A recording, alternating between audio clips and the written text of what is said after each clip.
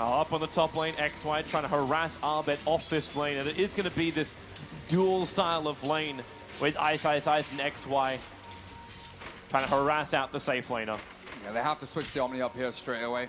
It's not the same kind of laning stage where you can have that aggressive duel or tri-lane to mitigate the losses that you're having up on the safe lane. Arbet does need to get the CS in, and they can't just leave Ice free farming up here either. Oh, goes in for a few little whacks, but he's very far forward, even with the wind lace. He doesn't have purification either. You've got Grave Chill up and available. This will allow the movement speed for Visage to run away. XY looks for the kill, but so low. Ice. Arbet gets the last swing in, but the Blink Strike is up. So Ricky able to get the revenge kill. And now the creep skipping begins on the bottom lane. Chemo actually got a little unlucky. He threw down a sentry ward, but it got tangoed by Nuts. So he couldn't actually unblock the camp, the pull camp that he desperately wants. But there's so much kill power from Faceless down here. Telekinesis into a hook. Crystal Maiden doesn't stand a chance. I mean, even Axe, if he's been chipped away at a little bit, can get killed very, very quickly. And Pudge is already off to a really nice start, heading straight into the Tranquil Boots as he can. Look at that, Chemo gets the bounty rune. 2 minutes in, sweeps straight through the jungle, and Nuts is trying to keep up with him, but... Well, pick him up and throw him away, and yeah, it's just a straight denial. He couldn't reach the rune, he knew that. Should also flag the fact that Gabby already had to trigger the shrine near the mid lane. Yeah, those side blades are so annoying. We've seen the Puck versus TA matchup a lot in the past. Not something that is too common nowadays, but side blades into the Puck, you're not really wanting to keep phase shifting all these attacks coming in, and once you do, that gives Jabs the opportunity to just run forward and get a few extra free hits and trade out your regen. I might even think about popping the Radiant Shrine for XY. Curry is finally back up just before the 3-minute mark. So that's bringing the bottle of the Templar Assassin as Ice. He shouldn't die in this lane. Like, open wounds is bad, but... Orb of Venom, Blightstone, and Degen Aura? Yeah. He's so like he has no wind lace, no boots. He's incredibly slow. But the damage output isn't that huge without purification, but... Well. But it's just non-stop punching over and over again. He's death by 1,000 cuts. Arbet, which way do you want to go? Open wounds onto the Visage. There goes your Grave Chill. Okay, now you understand that there's not enough movement speed. So XY puts down the smoke screen, and that's a very, very low Omni Knight. In fact, that's a very, very dead Omni Knight, allowing XY to chase in again after this Live Stealer. He just wants one more hit, won't get it. Soul Assumption's available. And have we not seen this whole story before? This is the same kind of thing that happened when they ran the off-lane Visage. XY gets so much experience because Ice continues to die when they fight. Now they go for another smoke screen. Silence of the Live Stealer keeps him away from the Visage. They need a sentry up here, like desperately. Get that sentry out ASAP. Gabby, that hurts. Got to keep vision of that, Ricky. Arbet top lane again. Ice, slowed with the open wounds. The damage comes through, and one more punch is all he needs. Arbet will finally secure that kill. That's when you thought you were good. Gabby really needs some help in this mid lane.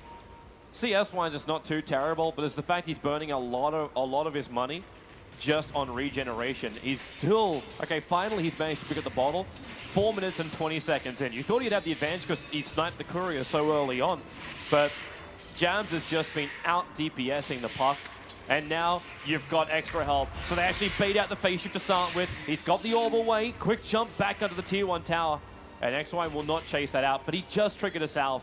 It's almost worthwhile going back to base. But he's going to bring out the bottle, use the 3 regen charges, then hope he gets the runes. They've got their kind of off-lane shrine. They don't have the one towards the mid lane for the Dire, but it's a long walk for Gabby. He'll just bring his bottle out. But it's the inherent matchup advantage that Jabs has. And, like we've been talking about as the tournament progresses, Black finds Chemo. Yep, now the taunt. Nasa Dragon back. Black hoping to go for a little bit more. Another hook. Well, he's got it, but the creeps are kind of in the way. If he can get the hook and bring DJ back onto the tier 1 tower, then he's got a chance for the kill. Oh, wait for it, wait for it, wait for it, wait for it. If he gets... No, his own creep wave is now chasing up DJ once again. He can't find the target.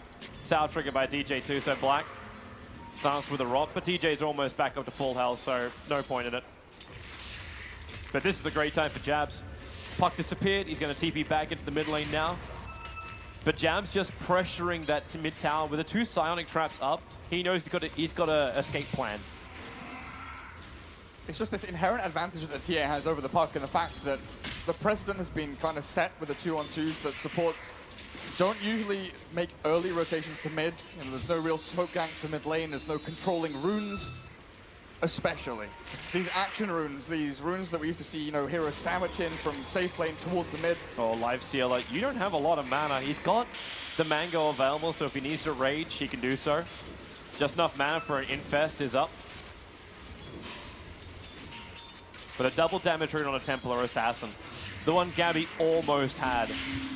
Okay, Gabby, get out. Jab's already forced him back without even triggering the double damage rune. You can imagine if that was used bottom lane, Rubik caught inside the call. Chemo helps out by frostbiting and slowing him up. And that's 3 heroes committed to this bottom lane. I think Black's going to TP top or mid.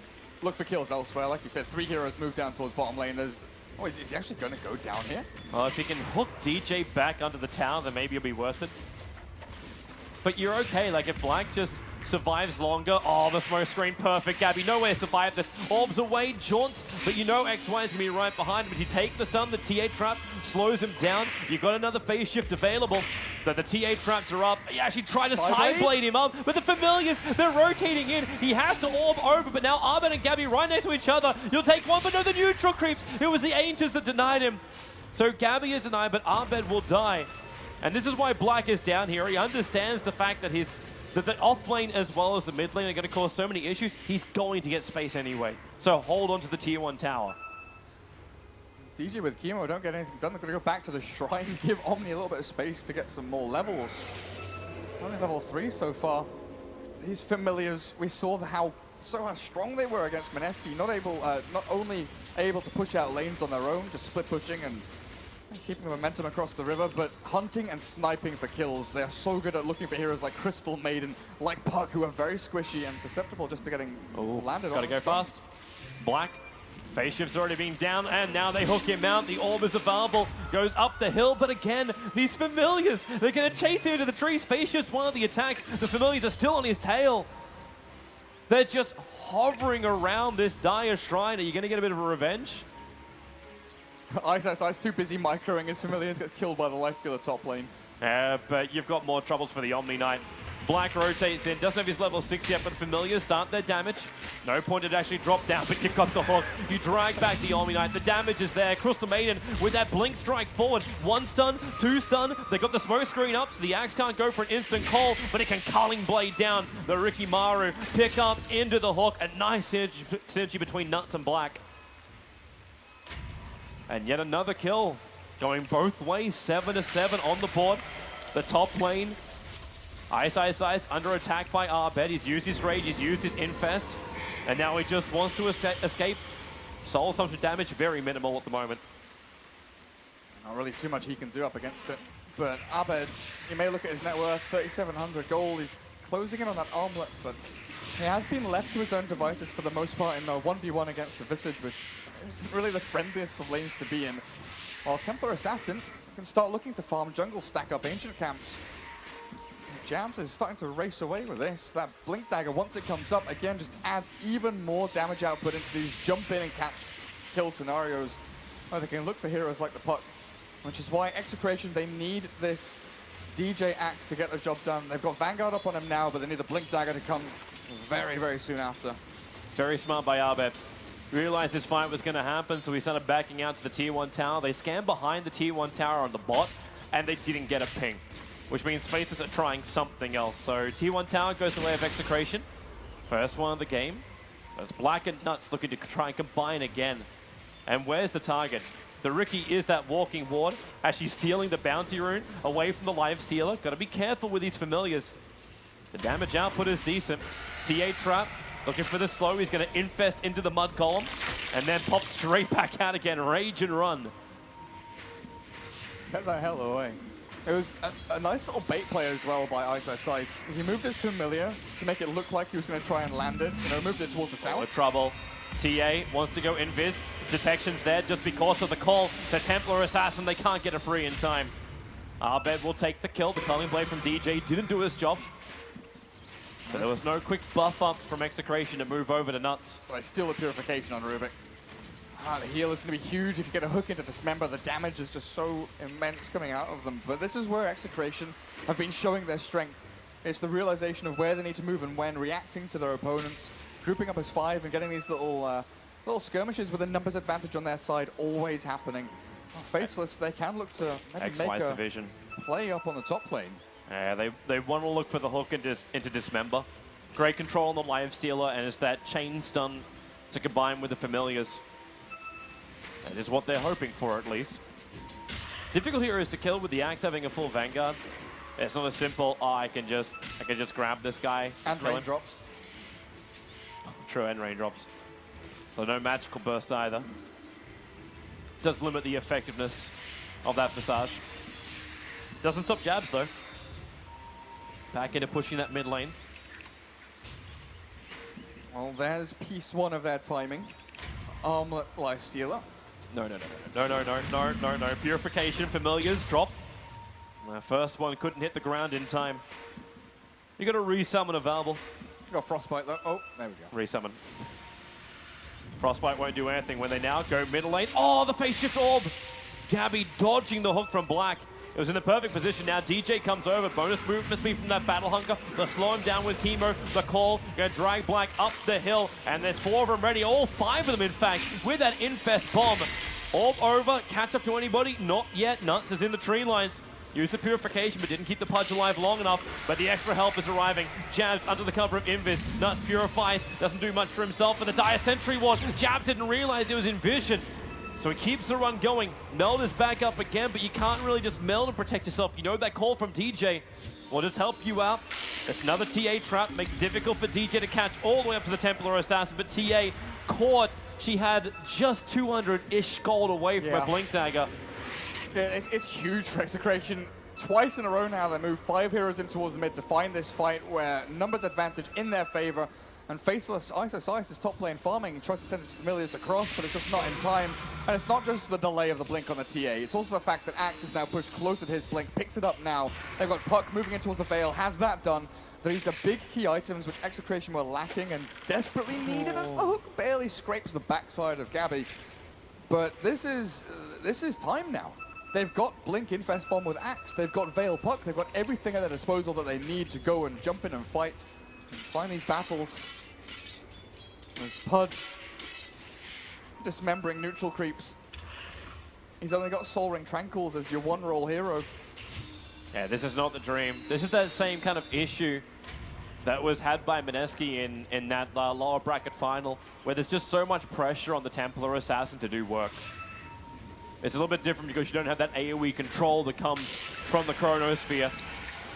And that would help out in positions like this. The Repel doesn't stop that Omnight from jumping in forward. The smoke screen is down, but already the kill goes the way of Xtcn. They look for more. XY on the run. A lot of damage. The hook actually pulls him out. Black helping out his teammates. The orb is flying back over. That's the one from Nuts. He's locked and taunted over in the corner. And this is Xtcn walking all over. Familiar drop down will be nice, but the damage from jabs is nowhere near enough. Locked in. The Dream Call will actually crack with the orb forward, and there's a double call from DJ using that Blink Dagger perfectly. A full team wipe in favor of Xtcn. They'll take bonus towers as well, and Faces, they've lost control of this game. Yeah, one by one the dominoes fall, and Xtcn in a great spot now. Look for these tier 1s. Mid 1 is the last one standing as space on the map. It starts to get smaller and smaller for Faceless, shrinking back into their base. And they don't really have the best turtle lineup, do they? They've got all these action heroes, the Pudge, the Rubik Visage. They're meant to be pushing, split pushing, causing havoc everywhere on the map, but it's the Filipinos coming out on top so far. Yeah, it's Xtcn just... I don't even care about exactly what they need to go high ground, because they know the way they go high ground is by murdering Faceless.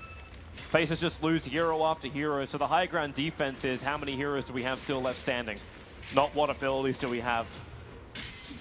And that's just the power of this jump in. When you have such an early Blink and Vanguard on the Axe, you can't kill him. Guardian Angel means that even if you do feel like you found an opening, you probably haven't. And Gabby's caught up pretty significantly.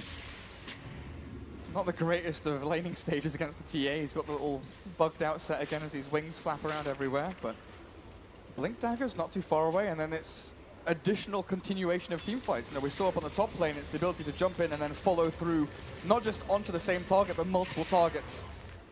Middle lane, the push out from ISIS has forced a TP out. And that's actually the infested DJ. Hook, one melee creep gets in the way, so Black can't hit his mark.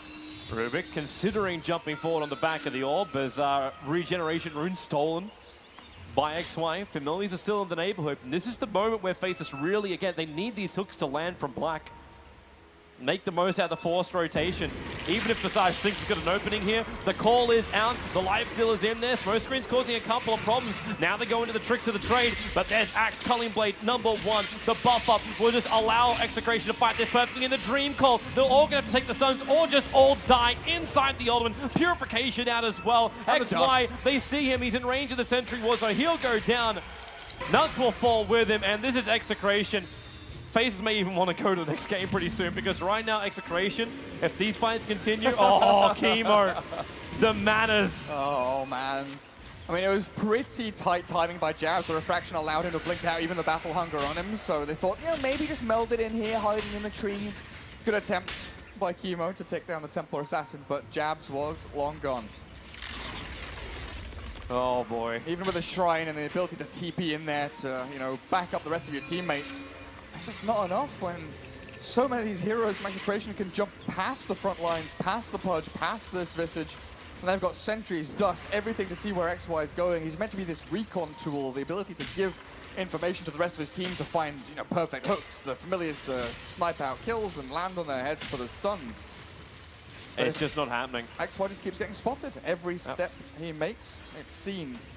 And DJ's positioning has also been wonderful in these fights. The Omnight's not even having to try. TJ just wanders over. Oh, okay, this is an easy place for me to initiate. They don't see XY, there is no Sentry Ward. Plus the fact he's trapped inside the trees. Arbed gonna make his move down as TJ very aggressively blinking forward, hoping for some kind of opening. But they'll see the Infest.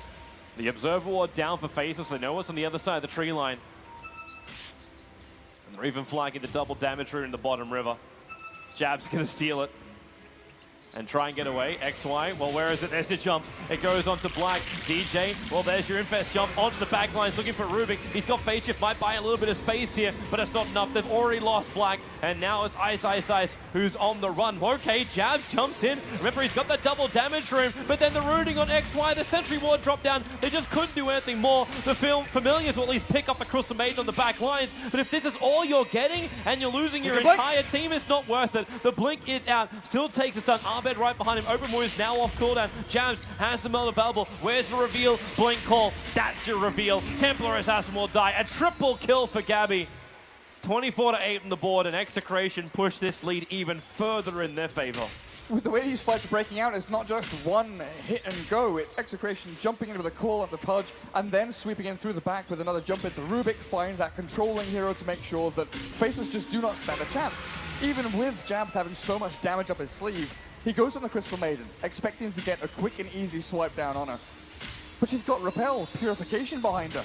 There is just little to no chance of surviving through it. How did that happen? Is that Familiars? It's Familiars. Familiar sniper. It had the double Mithril Hammer, so the end of the Desolator for the Life Stealer. And the mech. Plus the mech.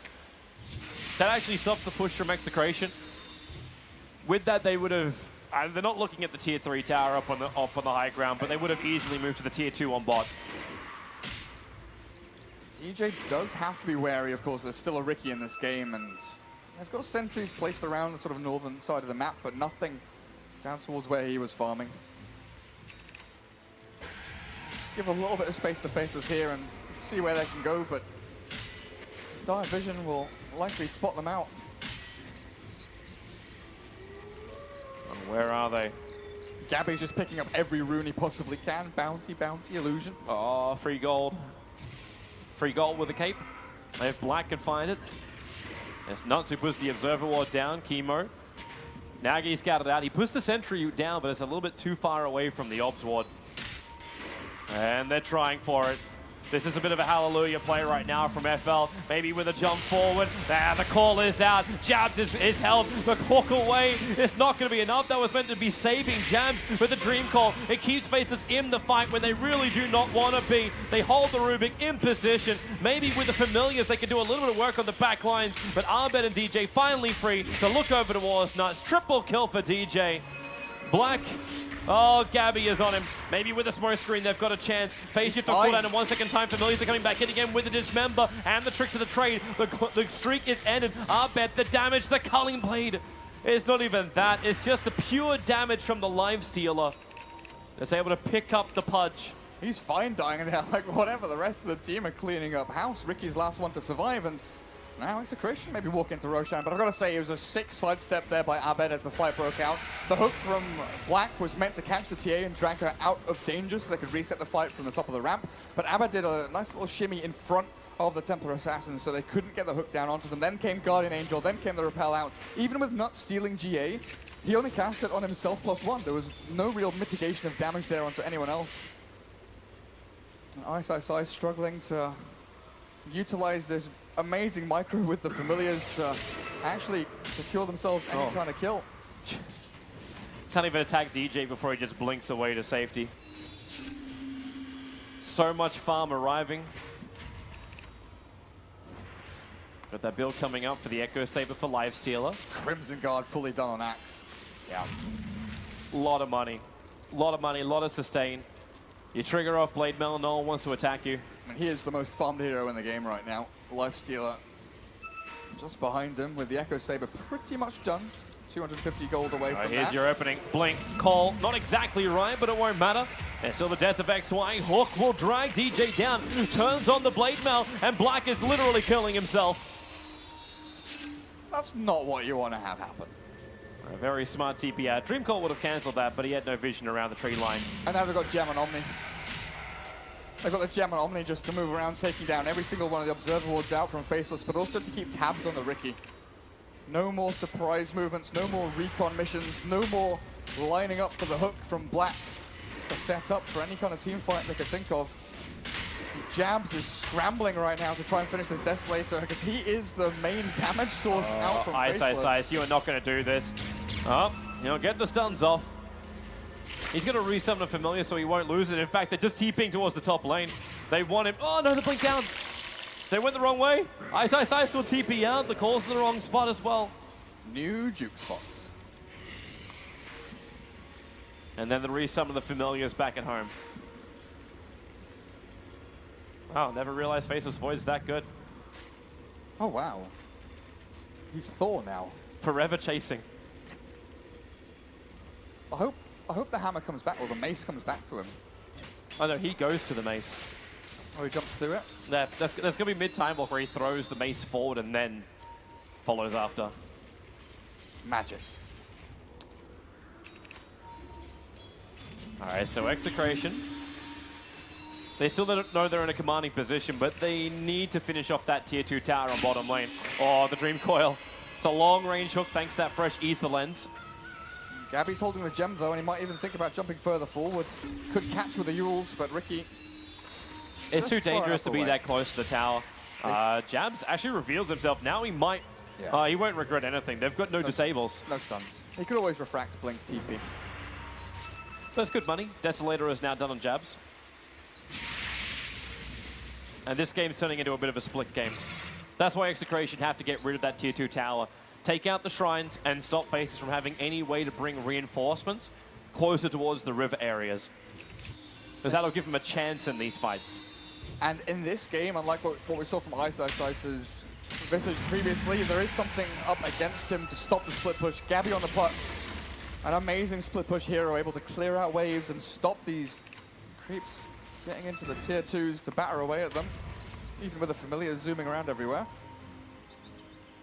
It's time for Shrine Murder, but the fact that Shrine's not dead should or being attacked should flag to Jabs that there's a little bit of enemies coming towards him. They get the Battle Hunger off. Jabs able to blink out thanks to that protection of refraction. Doesn't have his TP available. So on cooldown for another 10 seconds. Chemo just casually denies the tower. This is where all the lanes start getting pushed in, and Faceless, they need these familiars to really get the job done. ASUS sends them up towards top lane, but the trouble is it's only going to be one lane, so as long as Xtcn can have bot and mid under their control, look for a team fight somewhere around these tier 3s, make a battle happen on the Radiant side of the map, they can look to break high ground. Swing split it even more, send 2 and 1. He has the Aghanim Scepter now. Thanks to that extra farm the familiars were able to provide. And then building into a Maelstrom is actually his item of choice. We mentioned the Deso, and then you also mentioned the Maelstrom, so he went for it. Maelstrom with Grave Oh, Shield. hello, Abed. Oh, the blink away. Jabs. Dodging the initiation of DJ. That would have been disastrous if he died then. Not just because the damage Execration could have done, but the fact to be set backwards if he had to buy back. And he needs that BKB, but Execration, here we go again. Obs on the high ground as well. A little bit of vision over the ramp, but Abed just goes straight up onto tier 3. Open wounds is the steal. Shunt forward from Gabby.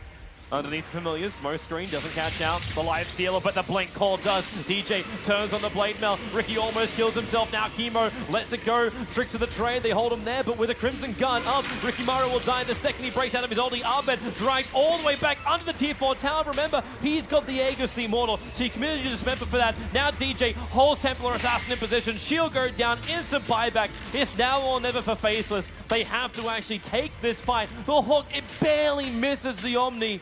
But everyone's full HP for Execration. Everyone is full HP, and now plenty of mana. Yule's on the TA. She can blink herself away. Execration, they still want to fight. They've still got the combos. They've still got Infest in 10 seconds. Blink call into a big old purification bomb from Oa.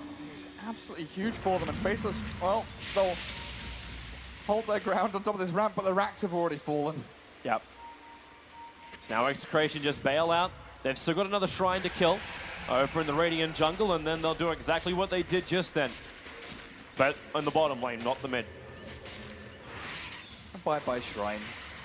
Jabs makes the right play now. Push the top lane out as far as you possibly can.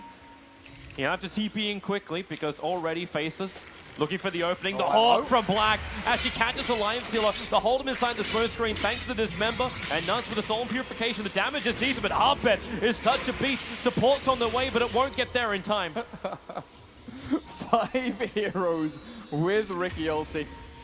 Oh, whoops. And Puck still jumps back in to try and fight for the smoke screen. They got the Rubik. Yule Scepter up. Smoke screen will hold him there. DJ, not your time. Okay, maybe it is your time. Blink call. Why are they going in one by one, Execration? They're giving Faceless a moment to get so much money. XY gets almost over 1,100 for that kill. How much was that? Wait, how much was the rest of it? Fight recap. That was 6.5k gold swing, Toby. Woo! 3 kills. Wait, did they actually fix the fight recap now as well, so we actually get all these kills? Yep, everything's all up there. Oh boy. So 1,800 for the Ricky, 1,200 for the Visage, the TA, and the Pudge. Even Rubik in Death was able to claim 200 gold for it. I mean, that finishes Ricky's Yasha, moves towards Manta style. Are we looking at any other big items here? And halfway towards Blink for Rubik. There is a Blink for Pudge, which is huge for them, but it's a TA we always have to look for. It's the damage output that Jabs can potentially sustain and push out, and he's heading towards the Daedalus. All this money in their pockets, it definitely helps them come back into this, but Execration still hold the advantage, and they still hold that 1 Rax up at the mid lane.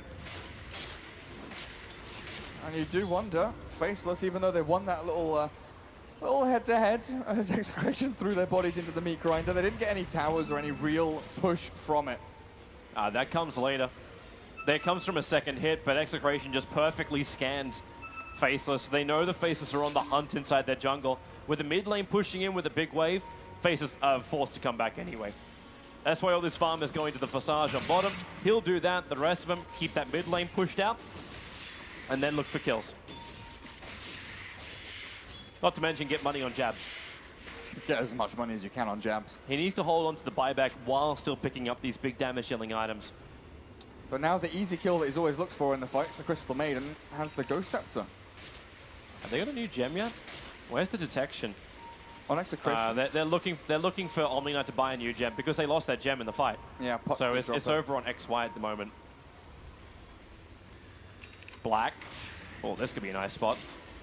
With a Blink Dagger, every spot could be a nice spot. Feels very far forward though. Rest of his team's behind tier 3, backing up as far as they can. Tier 1 tower and bottom lane being brought down by these familiars bit by bit. So there goes the tier 1. A little bit of extra cash. This will allow a Crystallis purchase for Jams if he wants it. Actually, he's going for an Orchid, so Jams is switched off going for the Daedalus. And this will eventually be a Bloodthorn. Hook. They got one. Dragging in the Life Stealer. Not the one Black wanted. That's a little bit too much for him to deal with. And then DJ blinks in, gets the call on Temple Assassin, combining with the Dream Coil. There's no way to get out. Two heroes with no buyback. That's the second lane of frags. Ricky Maru also being caught out underneath the tower. You can go for this whole trick to the trade, but Axe waits for him. Yules actually dies from the fall of the Yules. And this is pretty close to GG. And gem reclaimed by Kimo as well. And there it is. Black will call it. GG, well played. Execration with their one game advantage now take their lead in this grand final. 2 games to